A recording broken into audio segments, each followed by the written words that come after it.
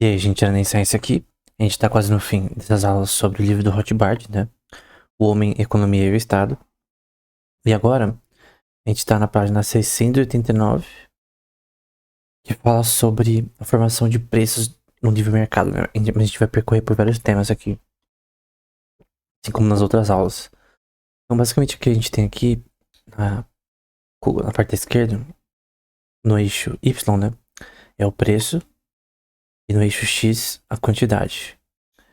E a gente vê um ponto de equilíbrio entre o preço, a demanda e a oferta. Obviamente esse equilíbrio não existe, mas o que acontece, como a gente vai ver posteriormente, é uma coisa chamada equilíbrio de Nash, que num mercado competitivo natural, normal, então, obviamente o governo tem que fazer as regulações corretas. Eu creio que um livre mercado ele deve ter regulação, sim, e deve haver um governo funcional que regule as coisas de forma correta e justa no conceito do que é chamado no direito de natural law. Mas o ponto é que no livre mercado você tem um equilíbrio que ele é definido pela competição das empresas em cada uma ao tentar maximizar seus lucros e minimizar suas perdas, né? Que é o teorema Minimax do Von Neumann. Esse ponto de equilíbrio é achado, né? Chamado também de ponto de Brouwer ou ponto de Kakutani, né? Que são ambos autores que têm a ver com esse tema na matemática, né? Que tem a ver com o equilíbrio de Nash. E aí a questão é, esse preço é de monopólio ou competitivo, né? Então, um monopólio ele pode criar isso daqui, ou é a competição que cria algo desse tipo, né? Eu creio que o monopólio, ele, pelo Rothbard, por exemplo, ele define de uma forma totalmente diferente do status quo, né? É uma forma um pouco mais, como se diz, o monopólio normalmente ele é criado pelo governo, ao invés de um monopólio orgânico, empresas que elas dão certo porque as pessoas gostam da empresa, como a Facebook que virou a Meta, a Google, a Tesla, e viraram monopólios em certos mercados, entre aspas, porque simplesmente deu certo. Mas é estranho alguém, uma empresa ser classificada como, entre aspas, monopólio ruim, quando na verdade foi os consumidores que fizeram ela crescer na prática. Então, em primeiro lugar, como veremos mais adiante, não pode haver competição pura. Aquele estado hipotético em que a curva de demanda para a produção de uma empresa é infinitamente elástica, em que o preço afeta a demanda, somente nesta terra do nunca o preço é igual ao custo marginal em equilíbrio. Então, o conceito de competição pura quer dizer que você tem um sistema em que todas as empresas têm uma total liberdade com relação aos setores, vamos supor que seja no setor de agricultura, no setor de produção de carne, enfim. Mas a gente sabe que em vários casos, por exemplo, tem agricultores que tiveram linhas de crédito e subsídio e outros que não. O governo não tem como dar subsídio para todos os agricultores ao longo do século passado. Então o ponto é, quando que a competição é pura? Quando a gente, na verdade, vê que nunca foi pura. Sempre houve questões políticas, questões que não tem a ver exatamente com apenas a, assim, a atividade econômica do ponto de vista empresarial, que impactam na prática coisas que não, assim, não tem como ter uma competição perfeita. A questão é, alguma empresa, ela é de alguma forma ajudada a mais do que outra pelo governo, porque normalmente esse ponto aqui, competição pura, falha, falha totalmente porque, ah, tipo, nem tem como definir essa questão. Segundo Rothbard, esse conceito não faz sentido. Caso contrário, o custo marginal é igual à receita marginal numa economia rotativa, ou seja, a receita que um determinado incremento de custo renderá à empresa. Somente se a curva da demanda fosse perfeitamente elástica, a receita marginal se resumiria à receita média, né?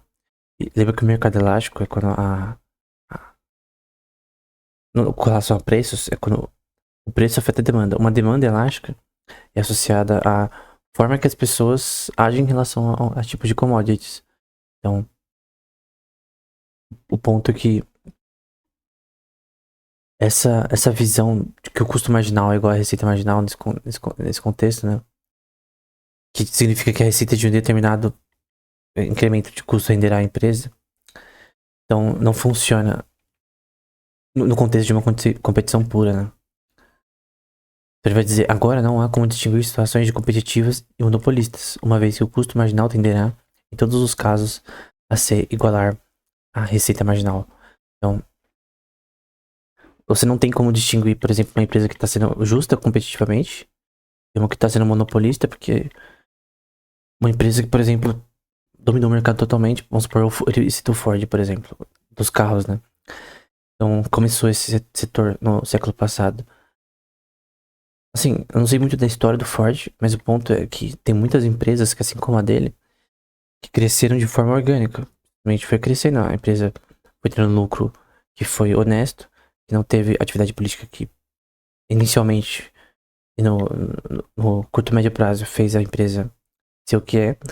Mas que tem a questão de que seria uma empresa que venceu de forma justa, competitiva ou monopolista, né? Então, a razão que você não pode distinguir isso é com relação à questão do custo marginal, né? Que no caso é a mudança de custo com relação ao faturamento, né? E tender a igualar no geral a receita marginal. A diferença de receita continuamente. Ele vai dizer que a taxa de juros pura é inversamente proporcional. Aqui na verdade é eu falando, tá? Mas tem a ver. É inversamente proporcional à taxa de retorno de investimento. Eu até fiz um comentário no Instagram essa semana. Acho que era no B3 Money. E aí uma pessoa tava falando com relação ao Trump. Com relação à visão dele de cobrar tarifas de outros governos, né? E também com relação à taxa de juros que ele tava querendo baixar. Eu falei ali, né, que ela falou com relação ao Brasil, né? Ela associou isso com o Brasil. Porque no Brasil não se abaixa a taxa de juros, né? Fica alta. É porque a taxa de juros é inversamente proporcional ao setor de investimento. Então, se não tem retornos, se a situação econômica que você tem os dados estatísticos com relação a isso, né? Dados econométricos, é de um mercado em declínio, como que você vai... E até do ponto de vista político também, das decisões políticas de imprimir dinheiro, de fazer, gastar dinheiro que cria déficit no governo, tudo isso gera problemas que faz a taxa de juros aumentar. Então, assim a taxa de juros na prática não é estritamente separada dos lucros, né?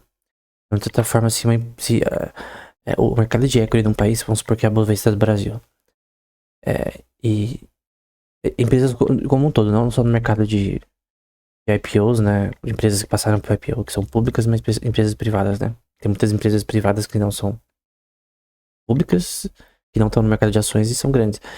A questão é, se eu tenho informação que elas estão em declínio, porque a Receita Federal tem todos esses dados e o Banco Central tem todos esses dados, então como que eu vou abaixar a taxa de juros?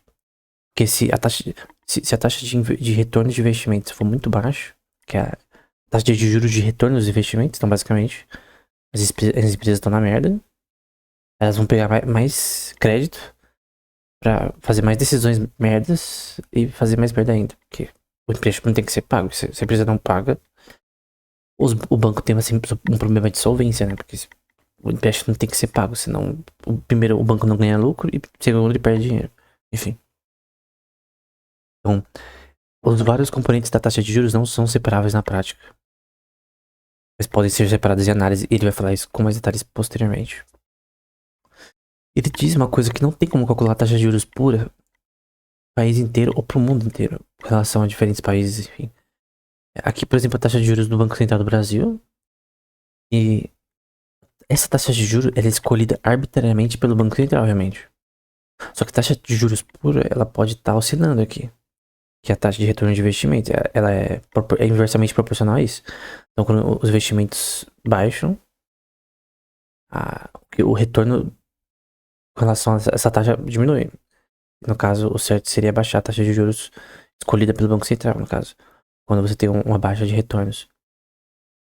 Então, essa alta aqui reflete parcialmente, é claro, né? Como a gente já viu no primeira aula, né? Esses dados aqui refletem parcialmente decisões que têm a ver com questões econômicas, mas essa decisão tem a ver com a situação do país também. 2016, por exemplo, você viu como tá alto aqui? Tem uma razão. Enfim. Aí eu queria falar sobre uma coisa que o Hotpot não cita com muitos detalhes, mas ele cita brevemente, que é o chamado duopólio de Bertrand. De duopólio você já sabe que tem duas empresas, né? Duopólio. E, no caso, são duas empresas que competem entre si. Normalmente é dada dessa forma. Você tem uma região geográfica, vamos supor que seja um bairro, ou uma cidade que tenham duas empresas num setor específico. Nesse caso, eu estou usando a Sony e a Microsoft só para ilustrar. Vamos supor que só tem esses dois consoles no mundo, não existem outros. E vamos supor, do ponto de vista geográfico, para ficar mais fácil de entender, que apenas em São Paulo eles estão vendendo esses consoles e as pessoas têm que decidir entre comprar um deles ou os dois. Só que, obviamente, vamos supor que seja bem caro os dois. Eles de fato são caros no momento. E vamos supor que normalmente as pessoas têm que escolher entre um ou outro. A maioria não vai comprar os dois, porque é muito caro. Embora em celular talvez elas gastem tudo isso. O ponto é que, vamos supor que o produto deles seja igual, porque no caso da Sony e Microsoft, o produto deles é diferente. E as pessoas compram o PS5, o Xbox Series X, né? Pelos jogos exclusivos, Game Pass no caso do Xbox, enfim. É uma razão de os amigos que jogam tal console. Vamos supor que os consoles fossem iguais. Não tem nenhuma diferença, os jogos são os mesmos. Vamos supor que o design é diferente, mas no fim é a mesma coisa. Não tem exclusivos, vamos supor. O preço que eles escolhem com relação ao console vai mudar a escolha das pessoas. No caso, se for um ponto de equilíbrio em que ambos são iguais em tudo, praticamente. O design, assim, não é uma questão de como é atualmente. Obviamente, isso faz mais sentido num exemplo que poderia ser usado, por exemplo, com duas lojas de materiais de construção numa cidade pequena que competem entre si por clientes. Esse caso seria mais fácil de entender na prática, né? Mas basicamente a gente tem aqui o custo marginal, então a diferença contínua de custos com relação ao faturamento da empresa, e o preço escolhido. Então a questão é, o preço escolhido dessas empresas, elas têm que, a empresa 1 e 2, elas normalmente podem ser, se as duas empresas têm informação dos preços do inimigo, também se for uma loja online também, tem uma relação entre competir pelo consumidor. E normalmente quando você tem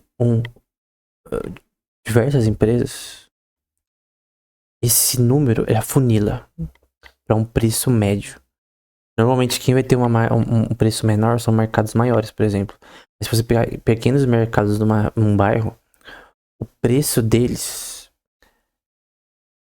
tende a uma coisa que é chamada normalmente de princípio de Pareto. Então a diferença de preço é bem maior. Então você vai para uma padaria X, Y, próximas mais ou menos, aí você vai ver que o preço da Coca é muito é diferente, né? Uma é 5 reais, outra é 7, uma é 9, enfim. Agora você vai no mercado grande, o preço é bem menor, ou no atacado. É porque eles compram em maior quantidade, né? Isso gera um custo menor a cada unidade.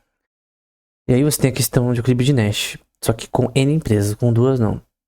Com duas você tem o princípio de Pareto e elas podem ter competição, mas no fim a escolha delas deve ser um pouco dinâmica, né? Talvez ser totalmente um reflexo do inimigo, talvez, se elas estiverem competindo de verdade, né? Então, o ponto é, o preço que as duas empresas devem escolher deve ser nessa margem aqui, da empresa 1 e 2. Então, uma vai escolher um preço pra cá, pra lá, um nível de preço pra cá, pra lá. Mas o ponto é que nesse triângulo aqui, é a área em que eles vão escolher os preços. Essas duas empresas, né? Então, do ponto de vista também com relação de Bertrand, o Bertrand critica o Cournot nessa questão. O Cournot é francês, né? Ele falou um pouco sobre esse tema. A visão de Hotpot com certeza é diferente. Talvez se aproxime mais da do... Não é igual, mas se aproxime um pouco da do Bertrand. Mas basicamente você tem uma derivada do produto com relação às relações entre duas empresas. Então aqui é uma empresa 1, empresa 2. Aí você tem questões de produção e escolhas de preços, que no caso tem, geograficamente vão dar zero aqui. Tem um ponto de equilíbrio entre essas duas empresas com relação à escolha de preços, né? De produtos. Que não é só um produto. Uma empresa, por exemplo, de material de construção. Duas empresas da mesma região, isso eu conheço, porque eu já trabalhei em lojas desse tipo. E fui em outras lojas com relação a isso. E normalmente, algumas delas têm produtos diferentes e aqueles produtos que, tipo, todas têm. Como, por exemplo, cal, argamassa, cimento. Todas têm isso. Mas algumas vão ter coisas que outras não têm. Só que se alguém quer comprar argamassa, ele vai aqui, mas tá mais barato, você concorda? Então, tem várias lojas de construção no bairro. E de fato eu tenho. Por exemplo, onde eu trabalhava. A pessoa vai aonde tem o melhor serviço, primeiro. Tem pessoas que às vezes compram no lugar porque o serviço eles gostam da pessoa que estão ali vendendo, porque conhece e tal. Consegue pegar o material pra encomendar e tal. Entrega rápida, enfim. Ou preço. Então essas duas coisas, preço e serviço, são importantes nesse setor específico. Em que trabalhadores na área precisam continuamente, às vezes na mesma loja, ou até fazer relações com essas empresas, essas lojas rapidamente. Por exemplo, teve uma época que estava construindo um novo mercado próximo ali, bem famoso, Americanas. E aí ele teve uma relação ali semi-contratual com relação à loja, que eles iam continuamente fazer compras ali, né? Dar um desconto, coisas do tipo também, né? Então aqui você tem um equilíbrio de escolhas que vão se afunilando juntas, né? Então, você vê o episódio do Patroa das Crianças, por exemplo, que eles fizeram tipo um restaurante. Basicamente, o preço ia afunilando um ao outro com relação à reflexividade. Tipo, é uma reflexividade com relação ao outro. Então, escolheu um preço menor, outro escolheu um preço menor depois, e assim sucessivamente. Entre aspas, em equilíbrio, embora não necessariamente, né? Só que isso daqui, na minha opinião, não é verdade. Pra apenas um duopólio, né? Para N empresas, o que estabelece um crime genético, mas não na forma que ele é explicado aqui na competição de Cornell, né? Então, obviamente as empresas elas querem manter o faturamento, normalmente esse tipo de gráfico é mantido aqui, em relação a essas escolhas de quantidade de produção ou de adquirir fornecimento de produtos. Tem muitas empresas elas só pegam de fornecedores, às vezes dos mesmos que os seus competidores. Só que aqui é um exemplo do Walmart. O Walmart ele é muito conhecido por usar uma técnica de chegar numa região, por exemplo, uma região simples, não precisa ser um bairro rico, de médio, curto porte, pequeno porte. Eles eram conhecidos por fazer isso vendendo coisas baratas. Então eles chegavam num lugar, vendia coisas baratas, fazia os mercados ao redor falirem, até porque o Walmart é muito conhecido e grande. Supermercados na prática, né?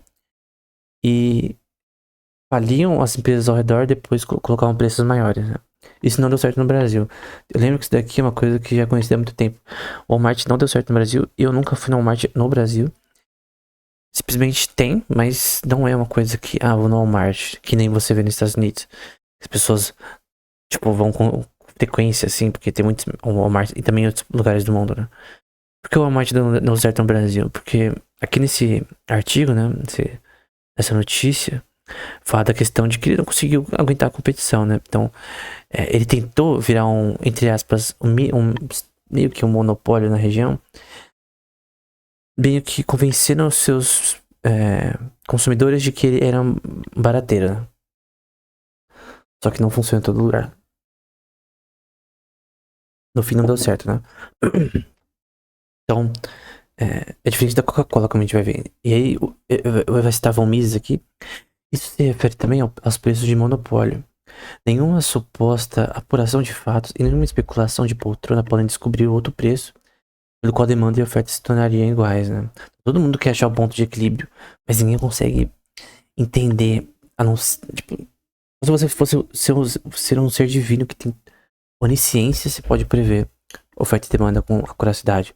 Então, o fracasso de todos os experimentos em encontrar uma solução satisfatória para o monopólio, espaço delimitado de serviços, prova claramente ser verdade. Então, você não consegue calcular a oferta e demanda por produtos e saber, por exemplo, como deixar em equilíbrio a sua relação entre oferta e demanda e diminuição da desconto do seu produto de valor marginal, como a gente já viu anteriormente, várias vezes nessas aulas, né? O exemplo mais básico é a Coca-Cola. Então, do contrário do que o Walmart faz, qual que é a melhor versão de um monopólio orgânico que tá crescendo, na verdade, e porque, por exemplo, o Warren Buffett investiu muito na Coca-Cola. Cara, empresas que fazem aquisições normalmente crescem, tendem a crescer. Boas aquisições, né? Não adianta você adquirir uma Merrill Lynch da vida, como eu usei o exemplo da Bank of America, que foi forçado a comprar a Merrill Lynch. Então você tem Coca-Cola, Fanta, Sprite, Mesobmix, Nestea, Powerade. Muitas dessas aqui são bem conhecidas, algumas eu não conheço, nunca tomei. Mas, por exemplo, a Fanta é muito conhecida, Powerade. Eu não lembro se a H2O. Eu lembro que teve uma época que a H2O ficou muito famosa e você não lembro se a Coca comprou. Mas o ponto é que a Coca-Cola é conhecida por comprar outras empresas. E a questão é, você acha que é injusto uma empresa comprar outras empresas para ter mais controle do mercado? Porque a gente tá falando sobre uma torta, né? Cada empresa quer um pedaço maior da torta. Você acha errado a Coca-Cola comprar? Bom, você tem uma empresa como a Fanta, vamos supor. A Coca-Cola fala, ó, tantos bilhões pela sua empresa. Cara, a Coca-Cola não obrigou a Fanta a vender. Sprite a vender. Ah, mas a Coca-Cola é maior, ela não pode ficar comprando todo mundo. Ela tá tentando, alguém pode dizer que ela tá tentando acabar com a competitividade. É óbvio que ela quer acabar com a competitividade. É óbvio que o Meta, comprando Instagram, basicamente, e o WhatsApp também, ele. Principalmente o Instagram, ele controlou a sua outra rede social, que era competitiva, né? E outras que ele comprou. Mas é uma relação de comercial. Então, se uma empresa oferece algo que é útil para outra empresa, o que é alguém para se meter nisso? Se a Google queria adquirir o Waze, por exemplo, que era de uma empresa israelense, né? Uma transação internacional. Quem que tem que falar sobre isso? Se a Xbox quer pagar não sei quantos bilhões, como já fez, né? Pra adquirir a Bang, a Activision Blizzard, e ter o Call of Duty, vários assets ali, World of Warcraft, qual é o problema? São duas empresas maturadas que sabem fazer negócio, que fazem o que elas querem. Então o ponto é, não tem nenhum problema em aquisições. E é uma forma de monopólio orgânico melhor. Então o que eu quero dizer é que monopólio não é uma coisa ruim, porque o monopólio, normalmente, ele não é criado da forma que eu falei. Tipo, uma empresa privada adquirindo outras privadas é, pode ser feita dessa forma aqui, mas você vê que não funciona em todo lugar, que a Walmart fez. Então aqui, por exemplo, é a Coca-Cola adquirindo diversas empresas, Smartwater, Innocent, Odwalla, algumas eu não conheço, Zico, a Embev adquirindo Corona, Modelo, Bluepoint e a PepsiCo, né, da Pepsi. Se você quiser investir na Pepsi, essa é a ação. Com a Aquafina, Kevita, Gatorade, Cheetos, Doritos, Quaker, aí várias marcas conhecidas. Então, por exemplo, por que a Coca-Cola não adquiriu a Pepsi, né? A Pepsi não iria vender. E a Pepsi dá pra ver que ela fez muitas aquisições aqui. Todo ano tem aquisições dessas empresas, né? Então tem uma parte dessas empresas que focam em aquisições. Por quê?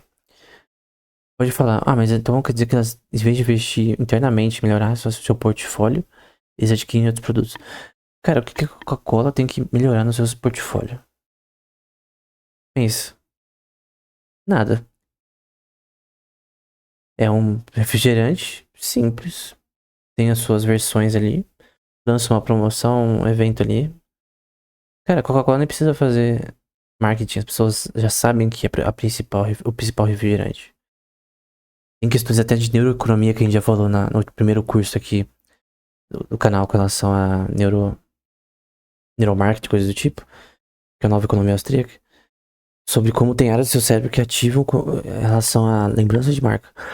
É claro que na prática isso é inútil para um empreendedor.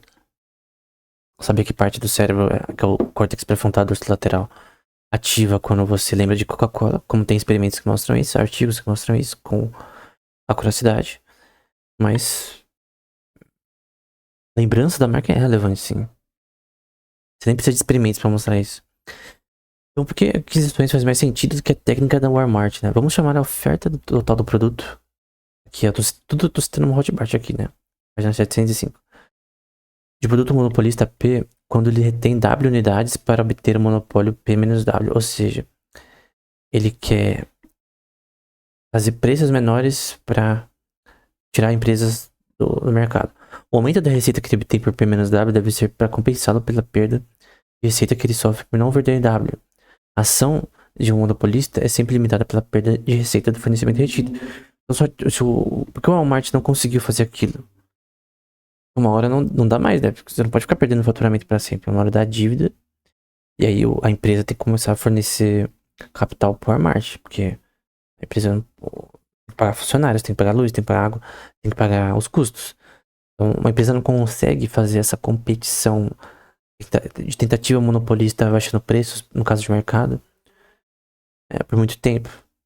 Então, por isso, por exemplo, no episódio da Patroa das Crianças com relação ao restaurante, eles não conseguiram. Teve uma hora que não deu mais certo, porque ambos os lados estavam perdendo, né? Mas quando chamou o Calvin ali, comeu toda a comida. Então, é basicamente isso.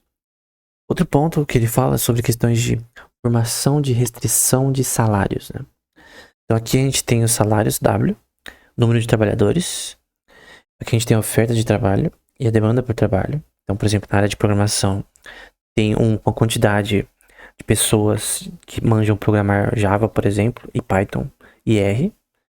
E tem uma demanda por pessoas que programam Java, Python e R diferente, né? Para diferentes empresas. Então, qual que é a demanda para pessoas que trabalham com Java, né? Vamos supor que tem uma quantidade menor de pessoas. Então, quanto menor pessoas numa área, por exemplo, específica de programação que é importante para empresas, mais a maior a demanda. E isso vai aumentar o salário. Então, se tiver aqui, por exemplo, nesse nível aqui, reduzir quase pela metade, basicamente você tem uma demanda maior por quem trabalha com Java ou Julia, que tá outra linguagem de programação, você vai ver que os salários deles vai ser melhor. Se tiver muito, o salário vai ser menor. Então, geograficamente, se uma área ela tem um número bom de empresas nesse setor e poucos trabalhadores especializados, com experiência, um salário aumenta. Escolhido arbitrariamente pela empresa, né? Aqui é o que é chamado de salário mínimo definido por um sindicato. Então você tem um sindicato que define um salário que, cara, é impossível você saber o salário correto com relação a N setores. É impossível. É uma questão, como eu disse, de oferta e demanda. Então você tem muitos caras que fazem, por exemplo, clínicos gerais com relação ao mercado de medicina e muito poucos neurocirurgiões com uma alta demanda com essa prática, né? Basicamente, o salário de neurocirurgião vai ser maior. Depende, assim, com relação ao hospital, coisa do tipo, mas no geral é isso. Então, consequentemente, na melhor das hipóteses, um sindicato pode alcançar uma taxa salarial mais alta e restritiva para seus membros apenas às custas da redução de salário de todos os trabalhadores da economia. Então, quando ele faz essa fixação, na verdade ele está destruindo a oferta e demanda e tirando o salário de alguns que ganhariam mais e de repente dando menos do que alguns ganhariam, né? E até criando desemprego compulsório, né, de alguns agentes do mercado. Então, por exemplo, a gente tem aqui a produtividade marginal, a quantidade de trabalho, né? De trabalhadores, no caso. O salário em si, que é a taxa de salário. A gente tem o custo marginal com relação a esse. O custo de produção por cada trabalhador adicionado. E quanto eu posso aumentar de sapatos produzidos? Por exemplo, eu tenho 200 sapatos produzidos por 5 pessoas. Eu quero aumentar 400 sapatos. Quantas pessoas eu preciso aumentar para isso? E tem formas de optimização de custo, mas enfim. O ponto, nesse caso aqui, o que eu quero dizer é que a produtividade, e o que o Hotbart também diz, é que a produtividade marginal decresce com fixação de salários. E também questões que dão regalias para um membro do sindicato que acaba fazendo ele trabalhar menos do que ele deveria, como é no caso do setor público. Uma falácia aqui é que apenas o aumento da poupança pode disponibilizar mais capital. Agora é outro tema, né? O investimento de capital é limitado pela poupança. Que é os ciclos econômicos de Von Hayek, né? Os aumentos salariais sindicais não aumentam a oferta total de capital disponível. Então você pode fixar isso aqui quando você quiser. A oferta de capital é a mesma, a demanda é a mesma e a oferta é a mesma. Essas coisas não mudam. Então, você põe o salário sindical, você precisa de mesmo número de programadores, você precisa do mesmo número de desenhistas, no caso do setor de design gráfico. Você tem a mesma demanda e oferta. Ele não muda a oferta e a demanda. Ele só cria distorções na produção dos salários e também a demanda por trabalho, porque simplesmente. Na verdade, da oferta de trabalho, na verdade, porque simplesmente você não consegue. Por exemplo, vamos supor que você tem uma empresa. As pessoas ganham X justamente. Todo mundo aceitou isso. Tem um ajuste de inflação todo ano. E vamos supor que a sua empresa agora tem um sindicato que coloca uma base aí de salarial que sempre aumenta. E aí você vê, cara, esse aumento está sendo desproporcional à minha produção, ao meu custo marginal e coisa do tipo. Agora eu vou ter que cortar pessoas, né? Então, a folha salarial é um dos principais custos de uma empresa, normalmente. Então a questão é, isso aumenta demais por conta disso? Basicamente, tem pessoas que vão embora. E Scott Port também fala que as uniões, na verdade, faziam pessoas perderem empregos, na verdade. Que é um problema. Então, aqui também ele não cita isso aqui com detalhes, mas ele fala sobre a competição de Chamberlain. Aqui é o faturamento da empresa, aqui é a quantidade de produção. Aí você tem agora duas empresas que competem entre si. Você tem uma demanda, você tem um custo médio dessa empresa. E a questão é qual quantidade ela deve produzir com relação a mudanças de preço, porque obviamente se uma empresa, vamos supor, a empresa ela quer abaixar o preço, ela quer competir com outras empresas. Só que ela vê que se ela produzir demais e não ter demanda, ela não vai vender. Ela pode abaixar o preço aumentando a demanda não, a oferta. Ela pode simplesmente produzir mais sapatos. Só que se não atender a demanda, a curva da demanda, você se ferra. E o custo médio também. Você tem um custo por sapato produzido, você tem uma demanda. E se você quer abaixar o preço, obviamente, se você tiver uma forma eficiente de abaixar seu custo para produzir mais, você vai ter vantagem com relação à empresa que não consegue fazer isso. Mas se eu não conseguir abaixar meu custo de produção e aumentando minha quantidade em relação ao meu custo marginal, o custo médio que a gente tá vendo aqui, que no caso o Hotbot critica bastante essas curvas de custo, como a gente vai ver posteriormente e já viu um pouco. Basicamente você tem uma contínua tentativa das empresas de tentar saber essa relação de como empresas menores para competir contra as empresas. Né? Só que esse negócio de competição por preço não é uma coisa tão válida. Mesmo para, por exemplo, commodities como arroz. Tem arroz que é pior qualidade. Como é uma coisa que você consome continuamente de forma inelástica, né? O preço não afeta a demanda. Cara, simplesmente as pessoas vão consumir o melhor arroz do mercado. Se for muito caro, talvez as pessoas não comprem continuamente arroz. No geral, periferias, todo tipo de lugar. Classe média, enfim. Só que o ponto é que tem vários tipos de arroz que são mais caros e mais baratos. E tem sim um ponto de equilíbrio que não é zero. Ele não chega a zero. Mas ele se aproxima de zero em relação ao preço final no mercado de arroz. Então, com todo o sistema de produção e coisa do tipo. Então, aqui, por exemplo, na direita, aqui tem o faturamento, por exemplo. Essa parte em cinza.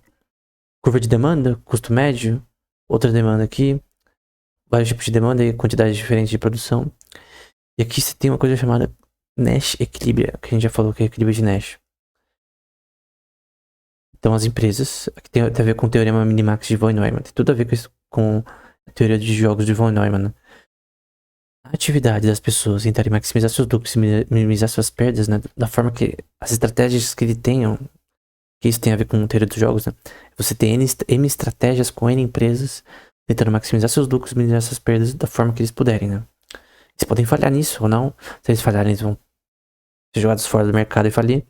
Mas esse ponto de equilíbrio contínuo entre as empresas, não de faturamento necessariamente, mas em relação ao preço de produtos, vem cada um tentar fazer o seu melhor e afunila o preço. Então, para diversos produtos iguais, assim, parecidos, com diferença de qualidade e tal, você tem um afunilamento de preço parecido, prateleira.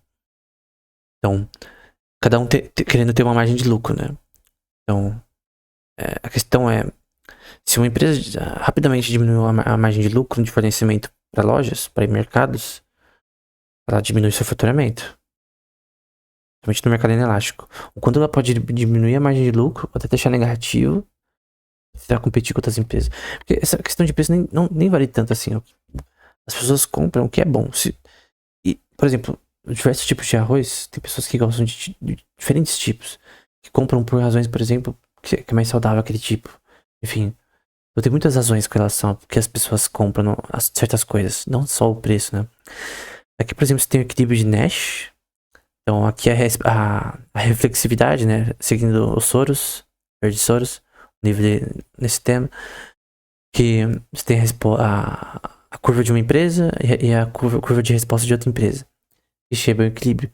Quando você adiciona mais empresas, assim, quando você tem duas empresas, esse equilíbrio tende a não ser tão perto de zero assim, a diferença entre preços. É ver também com cálculo, não diferencial, mas cálculo. Esqueci se é cálculo de variedades. Mas o ponto é que quanto mais empresas, mais o preço tende ao equilíbrio. Quanto menos, mais tende ao princípio de Pareto. E em alguns contextos. Somente vendas de varejo. No oligopólio, agora também tem a ver. Onde várias empresas estão produzindo um produto idêntico. Não pode persistir nenhuma situação em que uma empresa cobre um preço mais alto do que a outra. Então, basicamente, você tem um ponto fixo de Brouwer entre a diferença entre empresas em relação ao preço de produtos. É uma tendência natural das escolhas das empresas e tentar atender a sua demanda com uma oferta que não desconte muito do produto marginal de valor deles. Produto de valor marginal, como a gente viu anteriormente. Então, se eles não produzem mais do que eles podem vender e acaba tendo estoque no inventário inútil que vai vencer ou não ser vendido e que gera custo por faturamento maior. Uma vez que é sempre uma tendência para a formação de um preço uniforme para cada produto uniforme. Então, no geral, o Hotpart não cita, mas basicamente daqui é o equilíbrio de Nash. Ele não cita isso, não sei se ele conhecia o equilíbrio de Nash na época que ele escreveu esse livro. Não sei se ele conhecia o ponto fixo de Brouwer e de Kakutani. O Milley cita no livro dele o caminho dela libertário. O Javier Milley, o presidente atual da Argentina. Mas esse princípio, ele mostra que oligopólios não são um problema. Se as empresas cresceram de forma justa, sem roubar, sem extorquir, sem fazer nada de errado, legalmente. Então, isso aqui é bom para os consumidores, porque na verdade quando você tem menos empresas e se tem monopólios criados pelo governo, então o que é um monopólio criado pelo governo? Só tal empresa pode fazer tal coisa, vender tal produto, enfim. Então você tem aqui um exemplo dado por ele de competição pura e monopolística, né? Você tem aqui a curva do custo médio. Você tem diferentes preços. Você tem diferentes produções. Você tem dois tipos de demanda. Uma que cresceu e subiu. E obviamente ele falou anteriormente que essa questão de competição pura e monopolística não dá pra se definir isso de forma tão acurada. Então, esse conceito não faz sentido tanto assim. Mas o ponto é que você tem uma relação diferente entre pelo menos que é associada, principalmente de forma keynesiana, entre a relação entre o mercado competitivo e o mercado monopolista, na esquerda. Em quantidade de produção. Só que, na verdade, você não tem como definir isso aqui. Porque se uma empresa que produz café vê que se ela produzir K, ela vai ter prejuízo, que vai sobrar café, ou que ela não.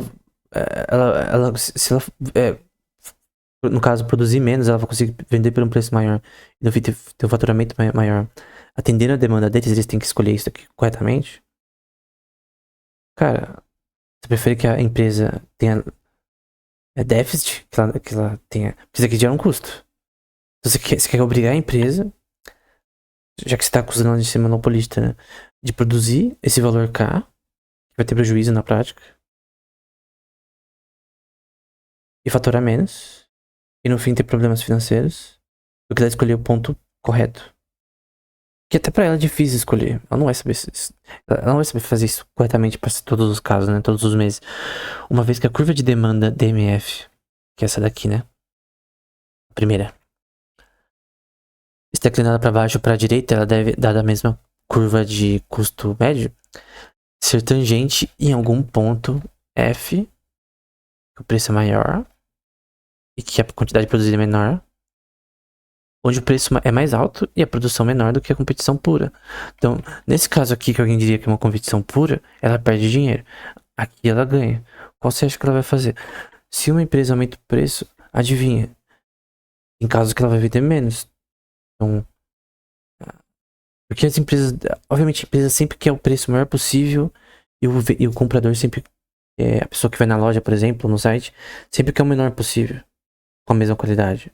Então, um ponto é, a relação entre os dois sempre vai tender a uma reflexividade entre os dois, que a gente já viu anteriormente, que gera um fator que, obviamente, não pode a empresa, tendo em vista isso, abaixar a produção demais para aumentar o preço ad infinitum, entre aspas, que é impossível você fazer isso, porque aqui essa curva tende para a esquerda, tende a zero, né?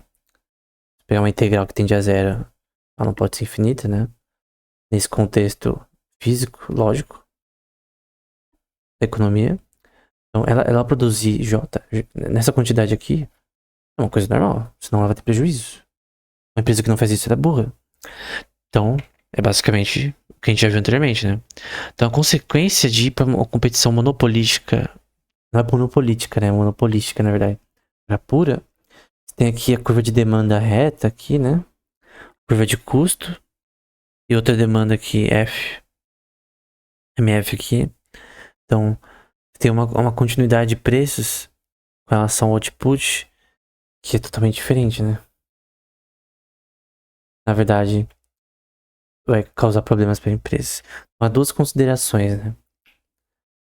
Aqui também com relação a curvas de custo, como essa daqui, custo médio, a gente tá vendo bastante.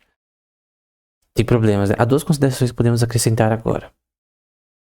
Primeiro, não há razão para que a curva de custo deva de fato ser curva.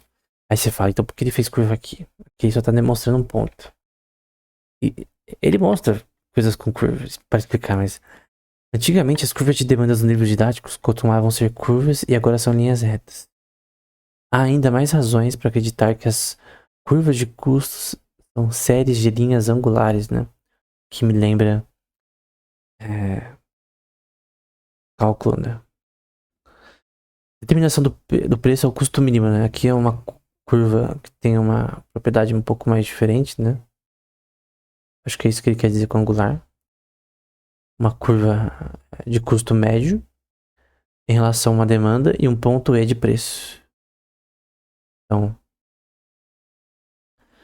aqui você tem uma relação de custo médio. Custo médio com relação a N produtos. Ó, o mínimo que você, o mínimo que você consegue relacionar o preço com relação ao quanto se produz para atender a demanda. Obviamente você não quer gastar de mais nem de menos. Atingir isso, né? E aqui você tem também aqui preços na linha Y, na linha X, quanto foi produzido. e o retorno de juros de equilíbrio como componente de preço. Então você tem aqui o mesmo output, diferentes preços a ser escolhido. Por exemplo, no mercado, num shopping, tem um cinema lá. Cara, a produção de pipoca do shopping, ela é X, dada a demanda de cada dia. Obviamente você não vai pôr mais pipoca lá pra fazer, até porque você faz quando uma pessoa pede, né? Normalmente você deixa um pouco pronto ali, né? Pra pipoca e coisa do tipo. Mas diferentes dias tem diferentes demandas, fim do ano, feriados, enfim. O ponto é que para um shopping, por exemplo, ele pode sim. Ele tem um custo de manutenção de salários, de coisas do tipo com relação às suas vendas. Tem uma demanda que é elástica, totalmente elástica com relação a seus ingressos, coisas do tipo. Mas você tem aqui vários preços. Na verdade, a gente pode pôr, no caso de um shopping, várias linhas de preço aqui. Uma demanda elástica. Obviamente, o preço aumentar vai afetar a demanda. Então, se o shopping A tiver muito caro, eu vou no shopping D, ou shopping C, ou shopping Z. Então eu posso ver pela internet qual é o mesmo filme. A sala é quase a mesma merda, vamos supor. Simplesmente eu vou na que tá mais, que é mais barato. Ainda mais se eu vou chamar várias pessoas, enfim. Também não pode ser muito longe. Tem questões que eu não falei ainda, por incrível que pareça, eu esqueci de falar disso. De questões de concentração de capital, eu já falei. Mas área da circunferência de compra. Então, no seu bairro tem uma coisa chamada área da circunferência de compra. Então, tem padarias que são melhores daqui, por exemplo, 5, 10 quilômetros de distância, mas ninguém vai todo dia numa padaria a 5, 10 quilômetros de distância, onde tudo é mais barato e melhor. Por quê? Porque é mais longe. Tem um custo de tempo, não tem um benefício. Custo-benefício de você ir todo dia. Você pegar um avião pra ir pra Paris pra comer, sei lá, alguma coisa melhor. Depende do Torre Eiffel. Enfim. Agora pra quem mora perto, normal. Aí, no caso aqui ele vai falar sobre patentes. Então, eu gosto desse tema de patentes. Eu discordo do Hotbart em alguns pontos, mas a parte de patentes ele meio que acertou sim. Eu creio que, na minha opinião pessoal, copyright é uma coisa inviolável que deve ser mantida e tal. Você tem que ter direito de copyright, coisa do tipo, né? Que ninguém pode clonar o que você produz sem sua autorização, sem licença, coisa do tipo. Só que patentes é outro tema. Então, patentes podem dar problema, principalmente em alguns temas específicos. Talvez em outros não tanto, mas em alguns sim. As patentes, ele vai dizer, né, impedem um homem ou uma mulher de usar sua invenção, mesmo que toda a sua propriedade seja sua e ele não tenha roubado. Explícita ou implicitamente do primeiro inventor. Então, por exemplo, você inventa um novo tipo de tecnologia. E vamos supor que ninguém sabe dessa invenção. Porque outra pessoa, no mesmo tempo ou pouco depois, inventa também a mesma tecnologia. Pode ser um algoritmo de inteligência artificial novo, pode ser qualquer tipo de coisa. Quem que é o dono dessa invenção? A questão é, você tem uma primazia de quem inventa primeiro? Obviamente, do ponto de vista histórico, sim. Por exemplo, quem inventou o cálculo? Newton ou é, Leibniz? Leibniz o nome, né? Arquimedes quase inventou, né? Newton só aprimorou o que Arquimedes fez anteriormente. Mas o ponto é que quem inventou o cálculo? Que tem primazia? Isso daí do ponto de vista acadêmico. Agora, uma coisa que tem valor de mercado, a patente de fato é uma coisa útil. A patente é basicamente uma forma de você registrar no governo sua invenção e ter monopólio sobre ela. Mas a ponto de vista prático e legal, a questão é: significa algo pode ser patenteado. Qual é esse conceito, né? Esse é o ponto que ele discute aqui. Então, por exemplo, eu vou usar o exemplo dos alimentos modificados geneticamente modificados, que é os GMOs, que a gente viu anteriormente. Organismos geneticamente modificados, né? A gente viu na aula sobre agricultura, são duas aulas que eu recomendo muito, que fala sobre Por exemplo, a uva sem semente tem uma proteína específica que é alterada para não ter semente. Então a planta nasce, o fruto nasce sem semente, ou resistente a agrotóxicos, ou que se pode cultivar e colher todas as épocas do ano, que é resistente a doenças, que plantas têm doenças e espalham doenças, pragas, enfim, sendo mudanças de RNA, de mudanças específicas com relação à edição genética, usando CRISPR-Cas9, CRISPR-Cas9, né? Então, tem um problema assim com patentear algo que na verdade é posse de todos. Do ponto de vista de direito legal romano, por exemplo, seria considerado res nullius. Então, ninguém tem propriedade sobre o tomate, porque ninguém inventou o tomate. E o código genético do tomate, ninguém inventou, a não ser Deus. Ou seja, o que você acreditar. Eu, no caso, sei que foi Deus, obviamente, que fez todos os alimentos, todos os animais, todo o universo. De um ponto de vista, assim, de uma forma mais óbvia, é óbvio que você não pode dizer que o código do, do tomate pertence a você. É, o código com relação à estrutura de aminoácidos que forma um tomate, geneticamente falando. Então, não pode dizer que uma proteína é sua, que você sequenciou primeiro. Porque ela já estava ali, você só fez o ato de a sequenciar, o que não é muita coisa de fato. Então, o fato de você sequenciar primeiramente um alimento que você não criou ex nihilo, você não criou. Tem várias empresas que vendem tomates, só que ninguém tem propriedade intelectual sobre o tomate. Como que você pode pegar algo que é inerente a um organismo e dizer que é seu se você não criou? Então, um ponto de vista é esse. Quando pela primeira vez o genoma humano foi sequenciado, coisa do tipo, já teve essa discussão. Não tem como alguém ter posse sobre sequências de aminoácidos que formam DNA. De sequências de adenina, citosina, timina e sequências com relações proteicas dos 20 aminoácidos. Não tem como. Não faz sentido. É não diz, é posse de ninguém. Ou seja, de todos. Então, na minha visão, não é possível, né? Agora, a gente vai para outro tema, que é o poder de compra. Então, aqui a gente tem uma coisa chamada curva de demanda por trabalho em relação com dinheiro, né?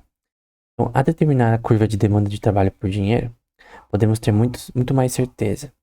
Para entender o porquê, tomemos um exemplo hipotético de uma curva de oferta de um fator de trabalho. Há uma taxa salarial, um ponto importante, aqui você poderia usar dólares, reais, não importa, de 5 grãos de ouro por hora. Você ganha 5 grãos de ouro por hora num trabalho específico. Cada trabalho ganha taxas diferentes salariais. 40 horas por semana de trabalho serão vendidas, né? Agora suponha que a taxa salarial seja aumentada para 8 grãos de ouro por hora, né? Algumas pessoas, com esse aumento de 5 para 8, vão falar, cara, vou trabalhar mais ainda, eu tenho mais incentivo para ganhar mais dinheiro, para eu tanto poupar ou consumir, depende da pessoa. Então, alguns podem trabalhar mais, sacrificando mais o seu lazer pelo trabalho, porque tem um poder de compra com relação a esse dinheiro. Eles podem trabalhar 50 horas por semana, ao invés de antes que era 40. Eles trabalham 10 horas a mais pra ganhar mais. Outro diz, cara, eu tô ganhando mais, então eu vou trabalhar menos. Então, ele trabalhar 10 horas a menos. É uma questão psíquica, né? Como as pessoas agem em relação a diferentes mudanças na sua situação. Nesse caso financeira, né? Mas, por exemplo, tem o mercado com relação a cafés e a demanda por baristas com relação a café. Café não, acho que tem barista de café, barista normalmente é de outras bebidas, né? Então, aqui no caso você tem uma quantidade de café Q1, Q2, que vai mudar o preço com relação à demanda. Obviamente, quando você tem uma demanda maior por café e produz uma quantidade maior que consegue atender essa demanda, você não tem café que fica parado no inventário, você vai poder vender mais até por um preço maior aqui no caso, né? Aqui no caso por um preço menor. Tem horas que isso acontece. Com relação à produção, a crescimento da oferta, em relação a uma demanda por uma commodity, né? Que tá crescendo em valor de mercado para as pessoas, né? Esse que no caso é preço em relação à quantidade. Agora é o salário de baristas com relação ao aumento da demanda de café. Ou seja, poderia ser qualquer coisa. Normalmente barista eu penso em cerveja, coisa do tipo. Poderia pôr outra commodity aqui, né?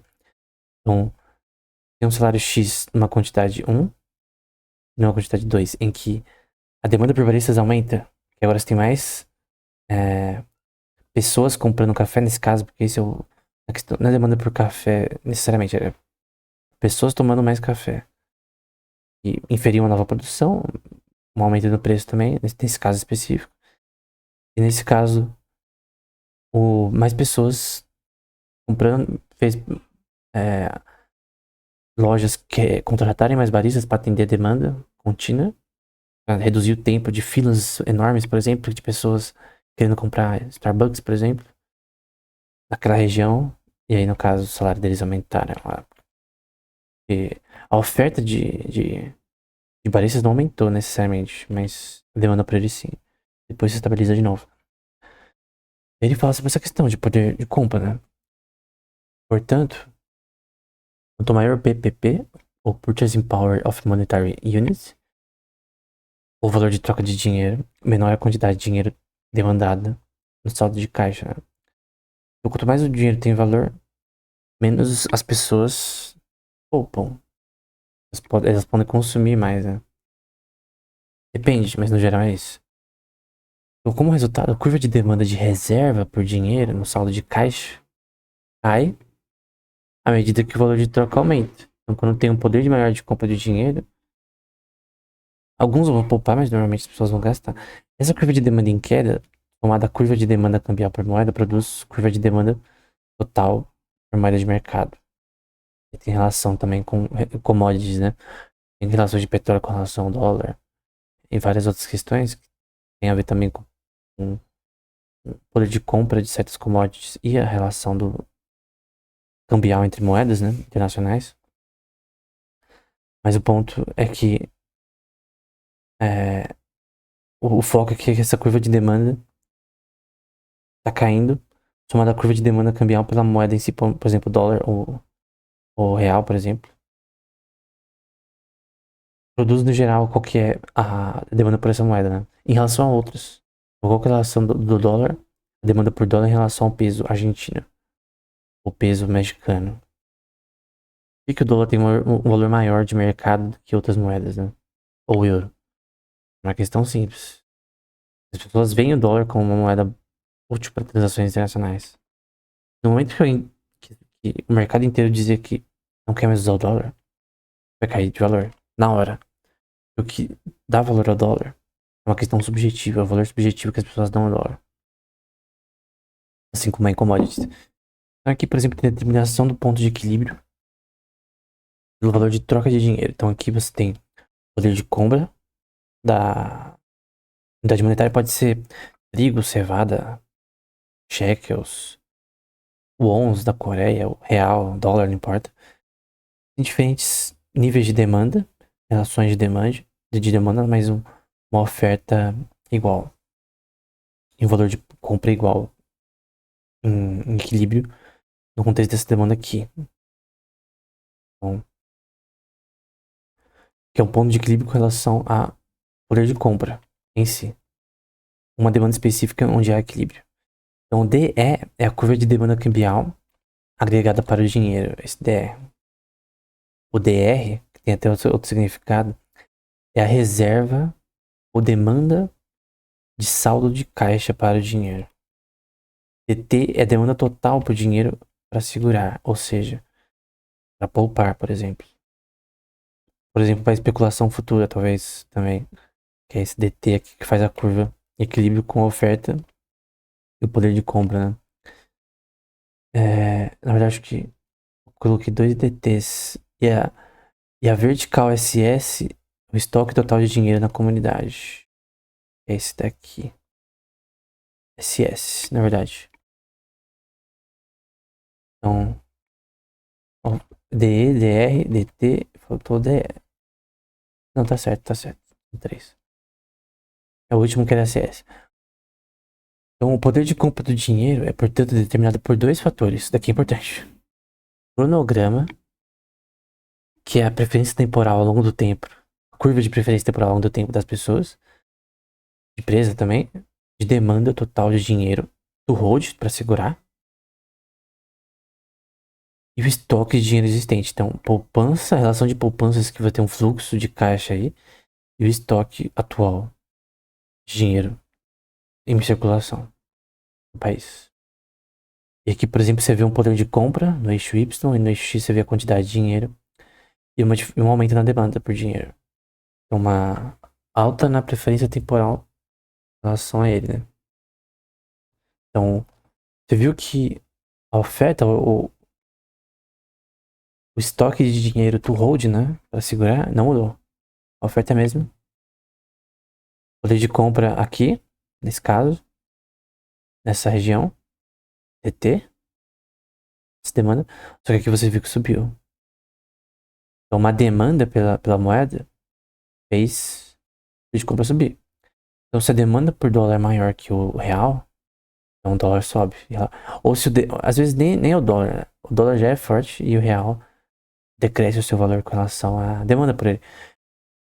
Várias questões pode causar isso. Pode ser questões de que o governo em si do Brasil começa a criar expansão de crédito, inflação,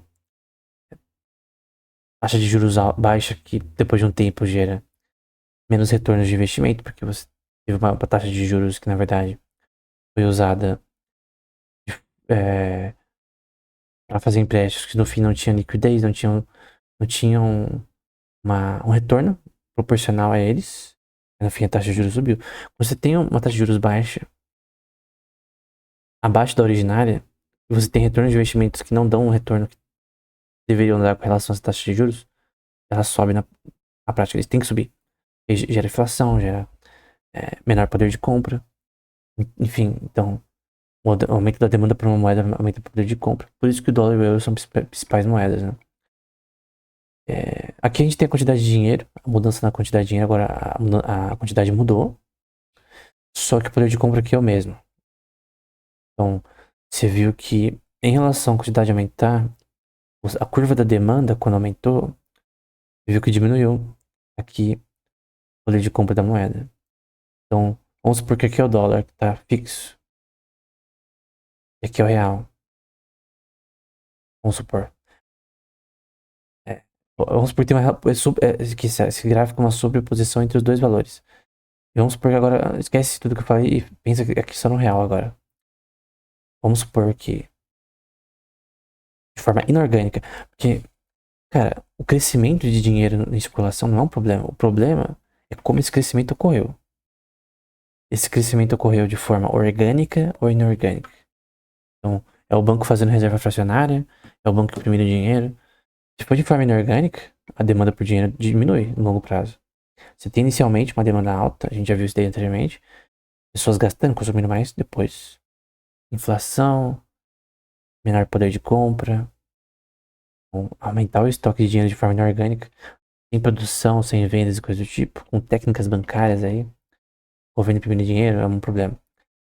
Então, uma das leis econômicas mais importantes, portanto, é que toda oferta de moeda é sempre utilizada em sua extensão máxima. As pessoas vão usar quando tem. Então, quando o poder de compra aumenta, as pessoas vão gastar mais, elas vão poupar menos. Mas quando o poder de compra diminui, isso significa que tem inflação, os preços aumentam e o que você ganha não bate com o que você consegue comprar, o que vale as coisas que você está comprando em relação ao que você trabalhou proporcionalmente.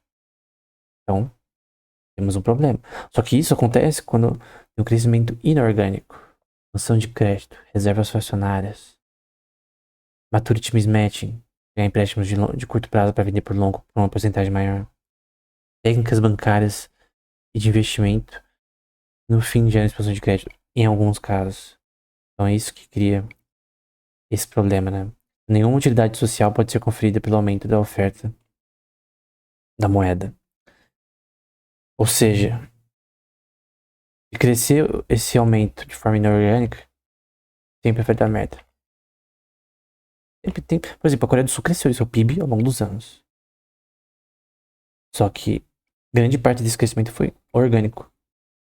Mais produção, mais exportação, empresas boas, investimento em educação, faculdades agora boas lá, enfim. Aqui é uma autocorrelação de antecipações especulativas de demanda de dinheiro. Aqui você tem uma mudança na demanda, que aumentou. A quantidade é fixa. Você tem a relação aqui posterior, em que a demanda aumentou o poder de compra da moeda. E as pessoas especulam nisso, né? Basicamente o mercado de Forex são pessoas que fazem day trading ou swing trading, né? Que é o GTC. Que normalmente é semanal, mensal, tem um prazo fixo. Acho que não, acho que é 60 dias que você pode fazer um GTC, se não me engano. Então você aposta que o dólar vai cair em relação ao euro, que o euro vai cair em relação ao ien, pound em relação a dólar, e assim sucessivamente. Você acha que vai ter uma demanda mais por eles por várias notícias, dados de taxa de juros, non-farm payrolls, enfim. Além disso, é claro que não é dinheiro em si que alguém quer e exige mais dinheiro para o seu poder de compra. Então, se na Venezuela o Bolívar não tem valor, então ninguém quer Bolívar. É inútil. Dinheiro de alguma forma, de forma expressa, né, em termos de que ele vai comprar. Então, se em dólar, vamos supor que tem uma economia bimonetária em dolarização. E com dólar eu consigo comprar mais quantidade de pães do café da manhã, por exemplo, do que pela mesma quantidade de trabalho em outra moeda, eu vou usar a moeda que tem mais poder de compra. Em relação ao proporcionalmente ao que eu trabalho. Quando a gente tem relações de taxa de câmbio, por exemplo, você trabalha no Brasil, você ganha em real. Vamos supor que seja o mesmo trabalho nos Estados Unidos, você ganha em dólar. Vamos supor que os dois são salário mínimo, mas o poder de compra é maior lá que aqui. Essa moeda tem poder de compra, o real não. Enfim, claro que tem relações que o poder de compra do dólar diminui lá. Mas para uma pessoa no Brasil, diferente, porque o nosso poder de compra é muito mais baixo. Então, mais dinheiro não adianta o poder de compra. Porque dinheiro, como eu disse, é que nem vinho. Se você adicionar água para aumentar a quantidade de vinho no barril, o seu valor vai diminuir, intrínseco ao vinho, mesmo que ele custe caro. Então, isso proporcionalmente ao quanto você pôs de água, e se pôr muita, vai ser inútil. Então, Bolívar é o vinho, vamos supor que o vinho é a moeda da Venezuela, se tornou inútil. Usaram tanta água, aumentaram tanta quantidade, de forma inorgânica. É diferente você trabalhar de forma honesta e justa para produzir mais vinho de qualidade. E você pôr água no vinho para tentar enganar o consumidor. Bem, aqui você tem um exemplo de PPP, que é Purchase Power Parity ou paridade de poder de compra, em que você tem duas moedas, por exemplo, com curvas de demandas diferentes, e você tem o quanto cada moeda compra. Por exemplo, aqui está comprando com dólar. Então, qual que é o poder de compra dessa moeda em relação ao dólar? Você tem uma relação de oferta e demanda das duas moedas e cria essa distinção de poder de compra entre as duas continuamente, né? Tanto a mudança de demanda quanto oferta causarão um aumento no valor de dólar. Aqui eu estou citando essa referência. Portanto, a taxa de câmbio, que é esse EP por dólar, aumentará.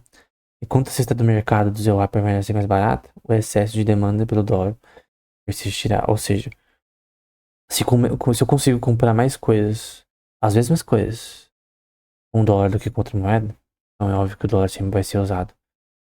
A sua volatilidade, ainda assim, tem uma poder de compra maior do que outras moedas. Então, ouro tem volatilidade, prata tem volatilidade ainda maior.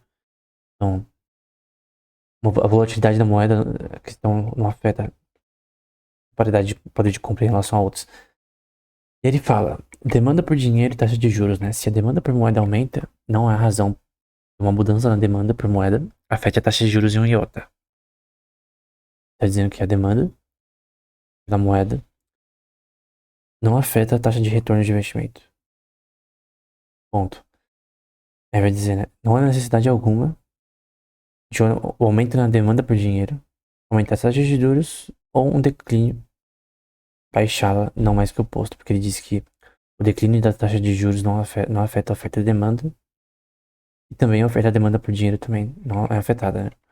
Então, importa que essa relação cambial entre a oferta e demanda das moedas, a taxa de juros não afeta necessariamente ela. A pura, tá? Não tô falando de juros no mercado de empréstimos bancários, não. Tem isso em mente, como a gente vai ver posteriormente. E a demanda aqui não, aqui a gente já viu. Aqui ele fala que é chamado social income. Aqui tá falando, citando Keynes, né? É o quanto é feito, por exemplo, no país ou geograficamente numa região. A gente tem as rendas de dinheiro por pessoa e uma paridade de renda. E aqui uma curva de gastos sociais com relação ao que as pessoas ganham, né? Segundo Keynes, né? A doutrina keynesiana. É uma doutrina keynesiana, ela é bem diferente, né, da visão que a gente tá vendo aqui. E aí, ele fala sobre Keynes e sobre a questão de emprego total, né? Então, o governo deveria fazer uma coisa que desse emprego para todo mundo, em forma de fazer isso economicamente, de forma bancária, de forma políticas administrativas. Então, você tem aqui a renda no geral, tá? Esse FF, a renda das pessoas e os gastos com relação à renda. E aqui a gente tem uma coisa chamada desemprego causado pela fixação de salários de forma inorgânica, né? De forma totalmente arbitrária, colhida, sei lá, por razões que não tem relação com oferta e demanda do mercado. Você tem uma fixação aqui, tem uma demanda que antes era maior e diminuiu, mas continua o mesmo valor. Então, organicamente, tem áreas que, vamos supor que tem uma oferta maior de trabalhadores de programação em Java, e as empresas estão, cara, elas podem escolher. Não é que nem antes que era muito difícil achar, porque agora tem muitas pessoas que formam em ciência da computação e focam em Java, vamos supor, né? Eu tô usando um exemplo hipotético em programação em Java. E a questão, ou em programação também, por exemplo, em Python, ou R, ou em qualquer linguagem de programação. Pode ser C++, por exemplo, C++. A demanda é um pouquinho mais alta. Em Python, como a maioria das pessoas já sabe muito bem, talvez seja menor. Depende. Não é nem questão de programação, é questão de software, é jogo que o cara tá programando, enfim.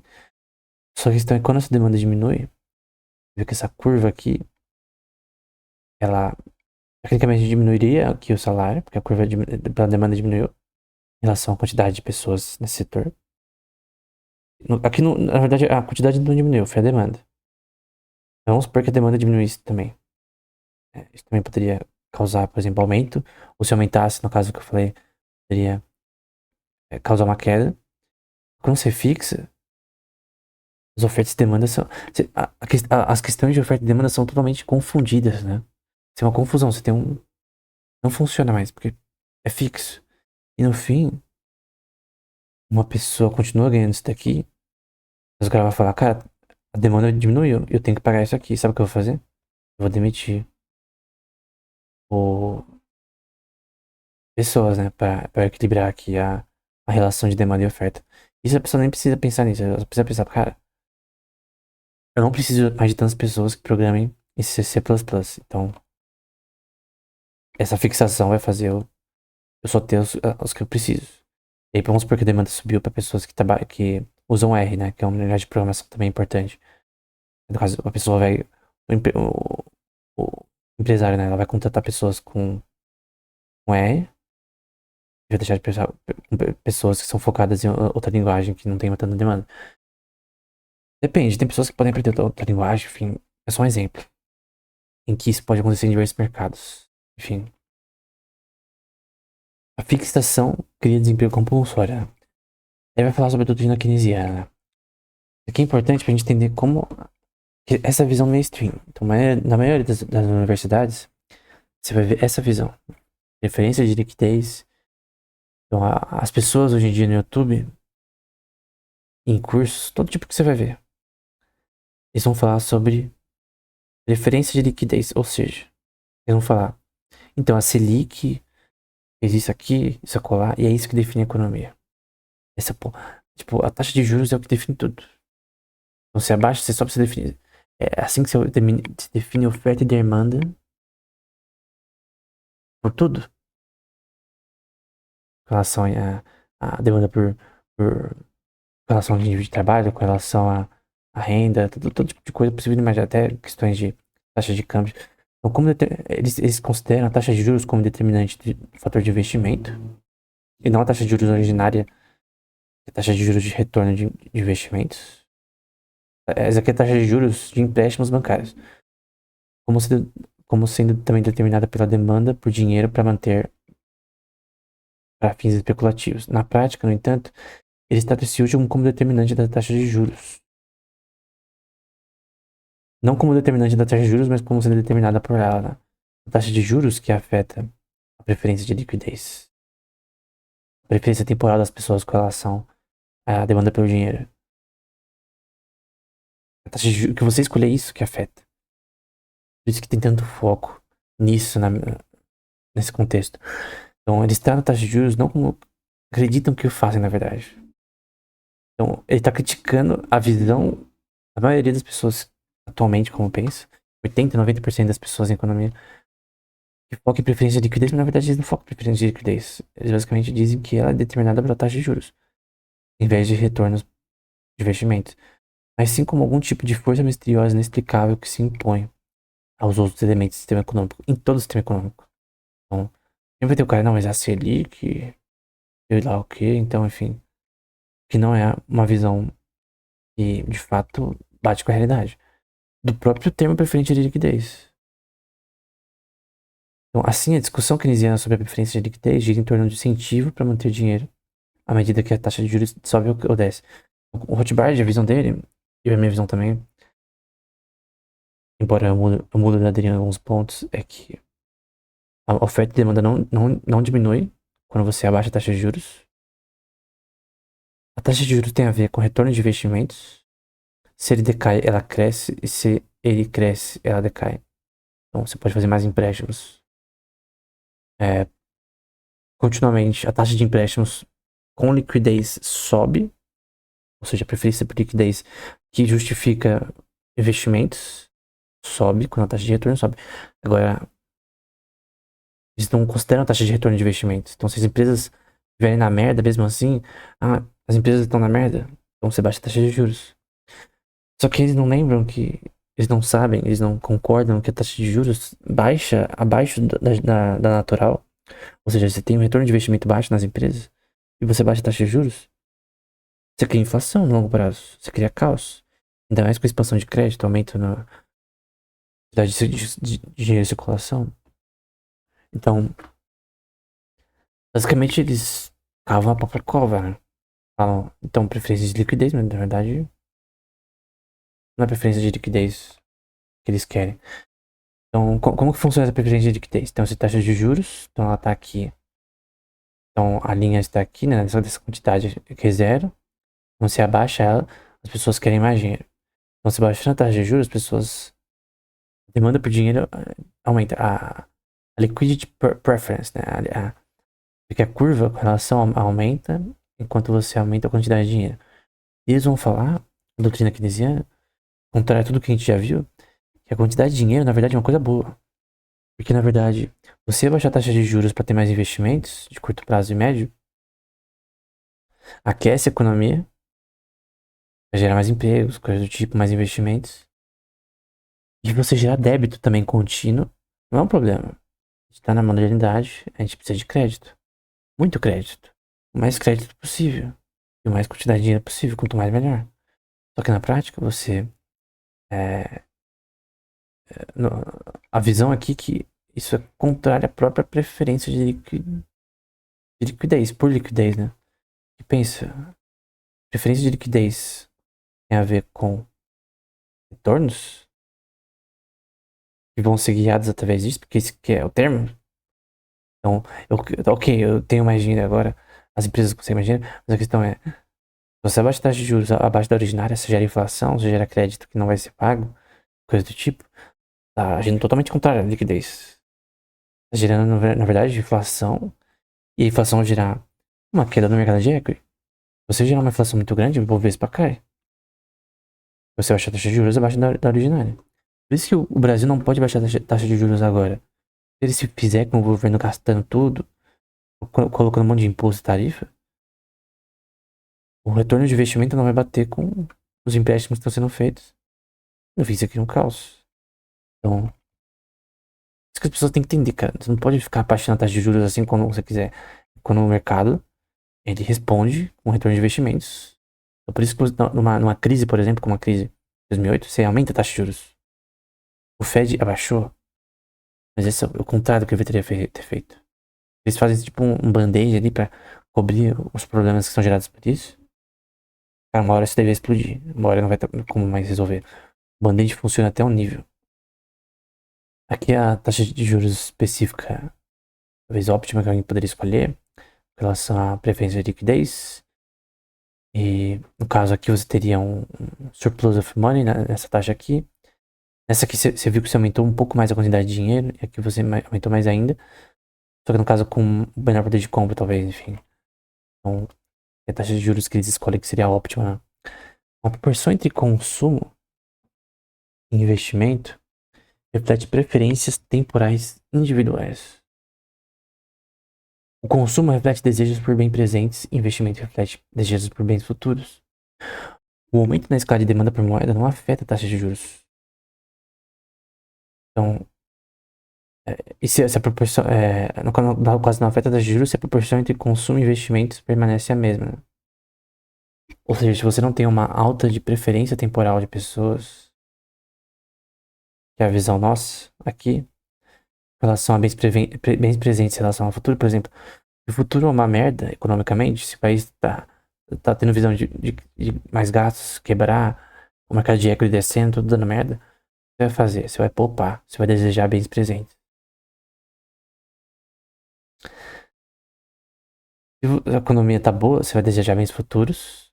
O mercado de equity tá indo bem, tudo tá indo bem, vai desejar bens futuros. Aí você vai investir.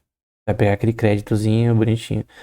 Só que isso aqui é proporcional à taxa de retorno anterior.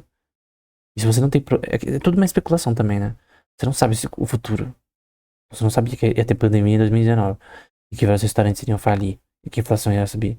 Mas o ponto é que essa especulação que todo empresário tem que fazer continuamente, com base nos dados que ele tem, possui, no seu repertório, no seu know-how, a questão é: quando tá na merda, as pessoas poupam. Quando tá melhor, as pessoas investem. Mas você não tem como mudar de bem ou pra melhor só mudando a taxa de juros, só mudando esse númerozinho. Simplesmente não faz sentido.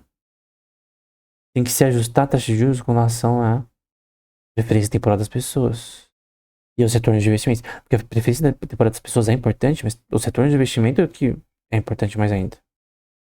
É o retorno da taxa de juros.